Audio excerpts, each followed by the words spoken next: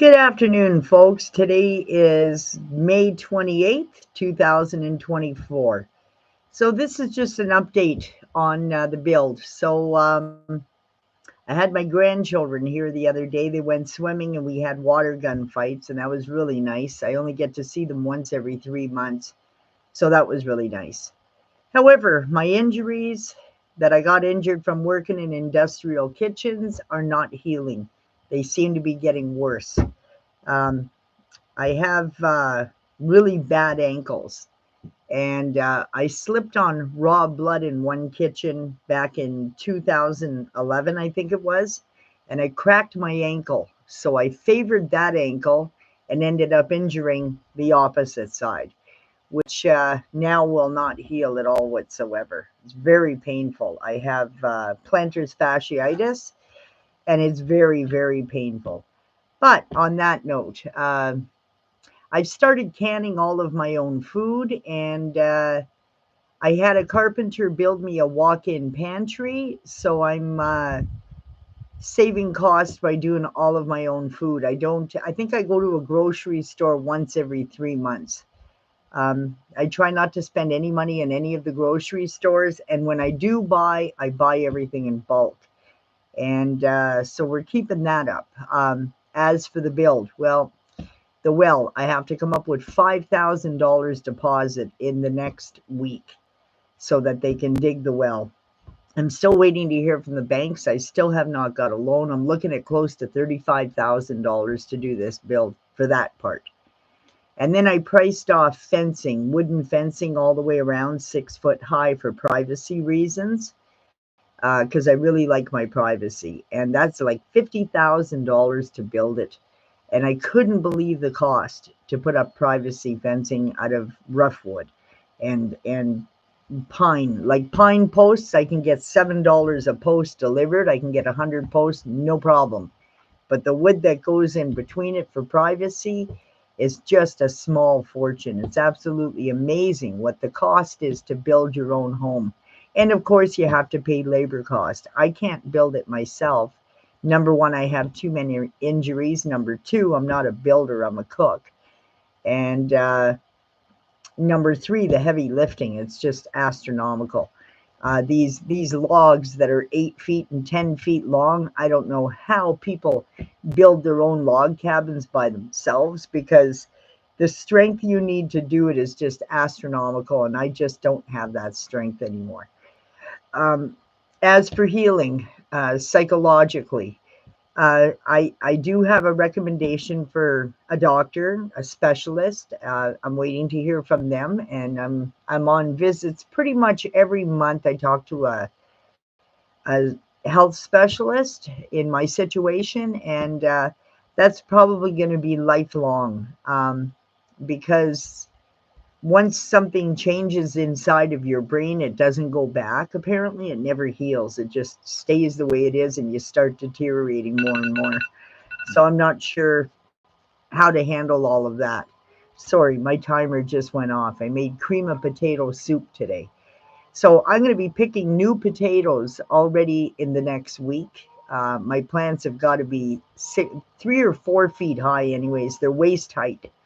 And I've got all my lettuces are coming up. I have broccoli coming up now.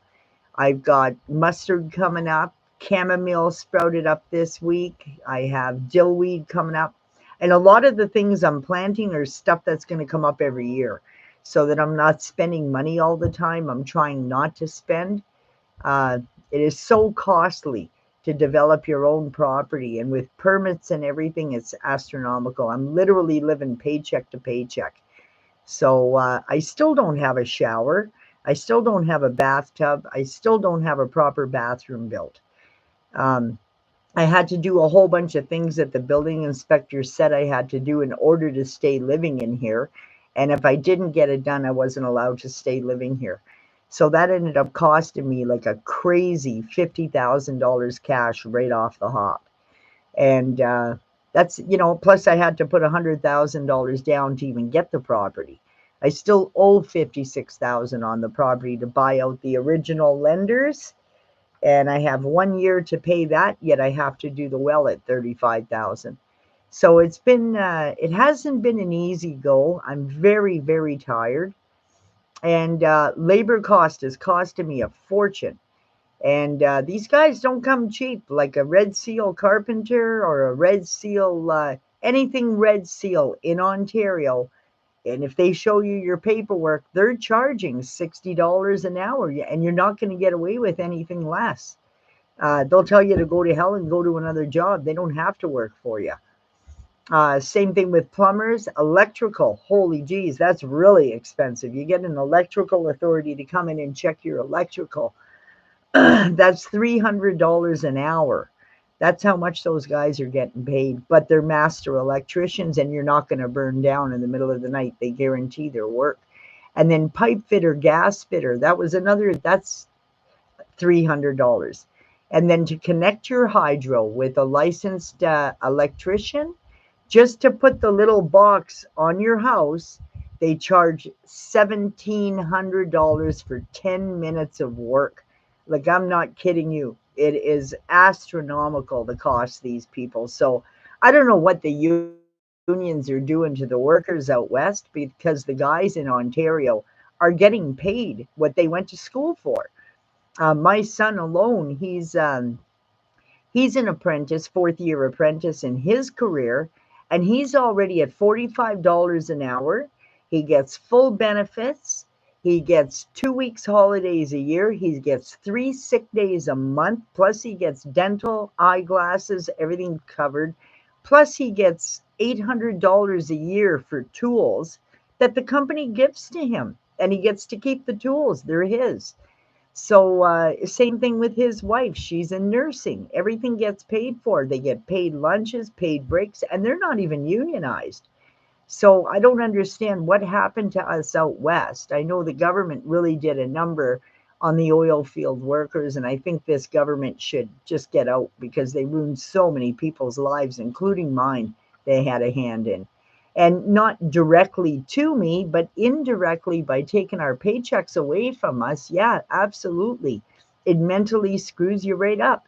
And to have union presidents that don't help you in it, you never get your life back. I lost my house. I lost one of my trucks. I lost everything I owned. I have to start right from scratch, replacing stuff that I lost. And I lost a lot. I had to move 23 times over a span of 10 years of being in a union. And they were a nightmare. I never ever got paid travel pay. I never got paid for moving expenses, nothing. Every company I know in the mining sector in Ontario, they pay everything for the workers. And they did not take any cutbacks, and they went on strike. And they get a pension, and they match the pension. The company will match it. Plus, you get nickel shares, gold shares. Whoever you work for, it doesn't matter what your career is. You get shares in every mine, and that still stands here in Ontario. And now the mining sector is booming in Ontario. So if people are looking for work in the mining sector here, you have to get your Common Core to go underground. But it doesn't matter what your career is, whether you're a mining engineer or you're a welder or electrician, anything. You have to have your Common Core, or you won't get a job with them. And that's the bottom line. They don't care if you have experience. You need your Common Core, or you're not going in the mining sector here. But money wise, oh my God, like, I'm having a real tough time making ends meet. So I grow my own food, and I had to do so much in such a little time that now I'm out of money, and I'm paycheck to paycheck. And I'm awfully tired. Last week I slept literally for 24 hours. I got up for a couple of hours here and there to let my dog outside to go to the bathroom. But outside of that, I stayed in bed all day and all night. I was so tired. I literally haven't had a holiday my whole life. In 40 years of having a career, I've never went like so many people go to hot countries and holidays like that. I've never went to anything like that. I've never had that kind of life. I've always fended for myself, paid my own way. Nobody ever paid for me. Anybody that did borrow me money, I paid everybody back. I was left $88,000 in debt and homeless when I lost my job. I had to pay that back. And now I have to try and get my life back. And I'll tell you, it isn't easy. When you lose everything and you have a nervous breakdown and you have brain injuries from your workplaces, um, it's hard to keep it together. And not to count the brain injuries, the physical injuries I have. Um, my hips hurt, my ankles hurt, every part of my body. Sometimes my hair even hurts. And it's very hard to keep things going on a daily basis and stay positive when you can't afford to do anything. I haven't been out in ages. I don't have time for anybody at all whatsoever. First of all, because I have too much baggage and I don't want to drag anybody into it. But it's hard. And I spend 90% of my time alone. Nobody comes and visits me. Any friends that I helped never came and helped me with anything. None of them came to help me move, unpack, clean the place, nothing. I had to do everything myself. And so, yeah, it's a real shame because a lot of people, I've helped so many people. Not one of them paid me back. Not one of them offered to help me. Nothing. And that's what hurts the most. Actually, it doesn't even hurt anymore. It's come to a point where it's like, yeah, whatever, have a good life, see you around. And I just don't contact them anymore because they're takers. And, lots of people borrowed money off me. Not one of them have paid me back to this day. And, if people would pay me back, I'd be a millionaire. But I'm just not going to lend money out to anybody anymore. And I'm not going to chase anybody anymore. This is a new day for me. And I've set boundaries. I never had boundaries before. People always walked over me. People abused me. I was taken advantage of in the workplace. I mean, the list goes on and on and on with abuse in my life. And now I would rather sit alone than be abused or be used. It's just not worth it. So my new motto is I have boundaries and you have to respect them. And if you don't respect my boundaries, then you're not welcome here and you're not welcome in my life. And I have a lot of respect for myself. And I was a hard worker and I did my job right. And I've never, ever lied to any of the companies, ever, my whole career. And I still don't lie about it. But I'm long-term disability and I'll never, ever be able to work again. So I have to contend with that too. And I could only buy a place to live that I could afford. I certainly couldn't afford $3,500 a month rent. I just can't. And I can't live in the city. I can't stand listening to fire alarms and police cars and all that racket just drives me nuts. And I put cameras on the property, everything, because I don't trust anybody anymore. And how can I? And why should I? Um, I've been so messed around that I'll never ever trust anybody again. So, anyways, my build. My gardening is pretty much all I'm doing right now until the well comes in. I bought all this stuff to build the bathhouse and to finish the inside of the cabin, but I can't afford the labor cost. So I do have all the parts. It just needs to be put together. If I knew how to do plumbing and electrical and stuff, I would do it myself. But unfortunately, I don't have that kind of education. And I would probably blow up the house if I did it myself. Plus, they make sure that you have the proper people doing it. They do. Just because you're in an unorganized township, it doesn't mean there's no inspectors. Don't let people tell you that, because there is inspectors, because you still have property taxes. And as soon as you take over a property that you're building on, with the property taxes, well, right away the city sends electrical authorities, building inspectors, bylaw officers, and I mean, the list goes on. And that's all at your cost. That all comes out of your pocket. And you don't have a say. So if you don't pay those building inspectors and follow the rules, whether you're off grid or on grid, no matter what, you're going to have to deal with inspectors. And you're better off to do it the right way because they have the right. Well, people say they don't have the right, but if you build an illegal building, they'll come in with a bulldozer and they'll bulldoze it down. So for those of you that think you're smarter than them and you want to go and do that and fight with them, you go right ahead and fight with them. But for me, I prefer to follow all of the building codes, and then I have no problems. This way, inspectors don't bother me. I'm by the book. As a matter of fact, the firefighters here helped me, chose the proper fire hoses because I don't have water here yet. And in case of wildfires, I've actually got a water pump and I've got two really big fire hoses with a nozzle. And if something happens, I have 3,500 gallons of water in a swimming pool and I can contain a fire on my property until the firefighters arrive or a plane drops water over top. We got lakes and rivers all around us. So if there's a fire, I'm pretty safe that way. And I made sure because I was in the Fort McMurray evacuation and fires, I learned my lesson, boy. I have all kinds of safety gear here, and there's no freaking way I'm going to take a chance. As for my grandchildren, they want to build a tree house here. They want to put a badminton net up here. They want to come quadding back here. Um, they've got the whole summer planned out for them to come here on weekends. And there's lots of fishing and hunting here also.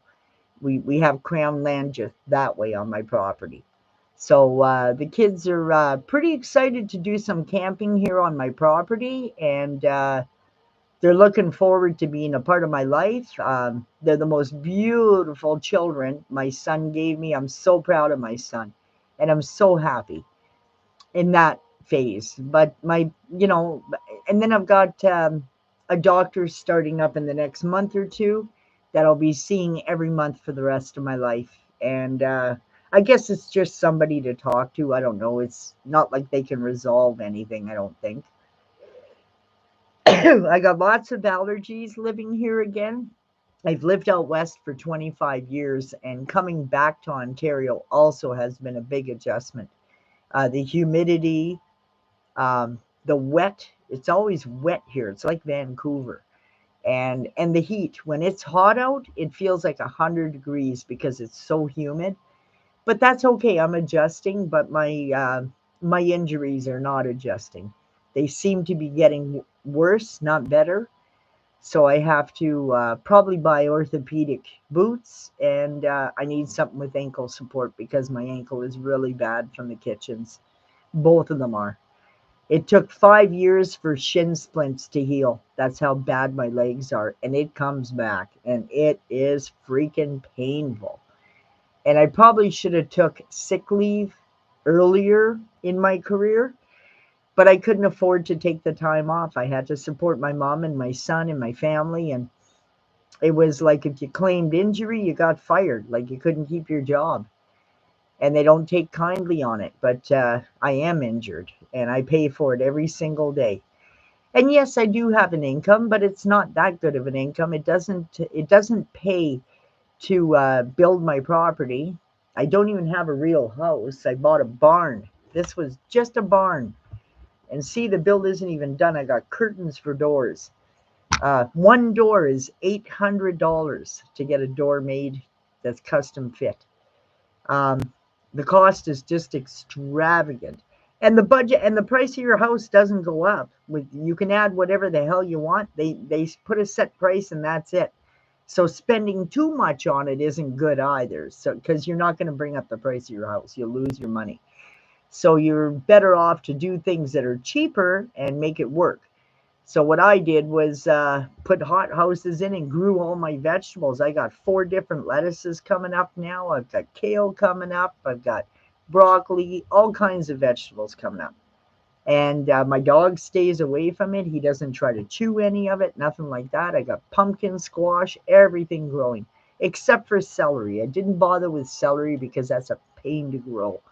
But I got carrots, onions, everything else.